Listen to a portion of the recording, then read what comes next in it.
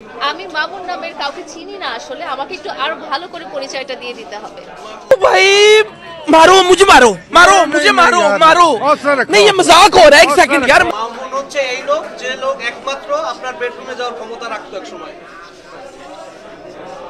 ভুলে গেছি, গাছের সাথে বাড়ি খেয়ে আমার স্মৃতি ভ্রষ্ট হয়ে গেছে। এটাও সম্ভব। লাইলার এমন কি হলো যে প্রিন্স মামুনকে এখন চিনতে পারতেছে না। লাইলা নিজের মুখে বলে গেছে যে লাইলার নাকি স্মৃতিশক্তি হারিয়ে গেছে। এ কেমন কথা? আপনারা অবশ্যই ভিডিওটা সম্পূর্ণ দেখে যান। তার মানে কি এখন লাইলা কি মামুনকে হারিয়ে অ্যাবনরমাল? না, আমি ওই যে স্মৃতিভ্রষ্ট, ওই মেমোরিটা নাই, মেমোরি লস হয়ে গেছে আমার। ये बिक गई है गवर्नमेंट, अब गवर्नमेंट में कुछ नहीं है। ये बहन चो सारे मिलके हमको पागल बना रहे हैं, मादर चौथ के बच्चे। লাইলা আমি তরে বলতাছি, প্রিন্স মামুন যতদিন তরে দিতে পারছে ততদিনই ভালো আসাল। আরে সেটা না, টাকা পয়সা যতদিন দিতে পারছে ততদিনই ভালো আসাল। এখন টাকা পয়সা দিতে পারতেছে না, এখন ভালো নাই।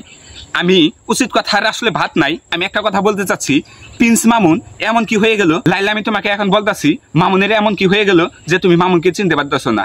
মামুনি এমন কি দোষ করেছে?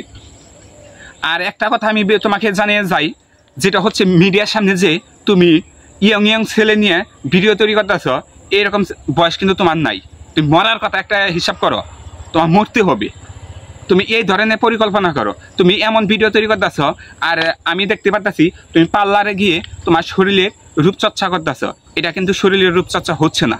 তোমার এই বয়সে আল্লাহ আল্লাহ করা উচিত। তুমি যে কাজটি করতেছ সেই কাজটি করবে হচ্ছে 16-17 বছরের মেয়েরা, আর তুমি করতেছ হচ্ছে 40 বছর 50 বছরের একটা বুড়ি হইয়া।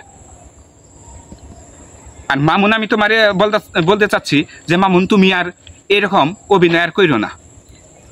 লাইলাকে তুমি যেভাবে চুষে চুষে খাইছ, আর টাকা খাইছ, যে টাকাগুলা খাইছ আর খাইও না।